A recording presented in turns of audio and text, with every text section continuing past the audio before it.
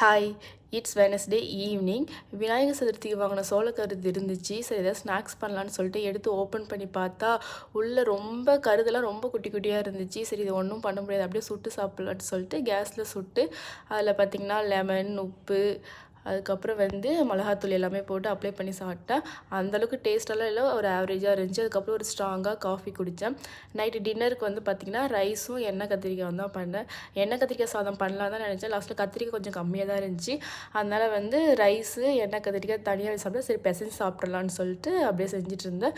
அதுக்கப்புறம் ஒரு நாளைக்கு முன்னாடி பன்னீர் மேக்னேட் பண்ணி ஃப்ரீசரில் வச்சுருந்தேன். சரி அதையும் செஞ்சிடலான்னு சொல்லிட்டு அதுக்கப்புறம் கத்திரிக்காய் செஞ்சுட்டு அதே வானல்லே பன்னீரையும் போட்டு ஃப்ரை பண்ண ஆரம்பிச்சிட்டேன். எனக்கு அதுக்கப்புறம் சரி பொடி மாஸ் மாதிரி பண்ணிடலான்னு சொல்லிட்டு இதை நல்லா அப்படியே தூளாக ஆக்கி பன்னீர் பொடி மாஸ் அப்படின்னு சொல்லிட்டு வச்சு நாங்கள் சாப்பிட்டோம். பிளேட்டில் எல்லாமே வச்சுட்டு நான் சாப்பிட்டு எங்கள் டின்னர் முடிச்சிட்டோம். தேங்க்யூ ஃபார் வாட்சிங்.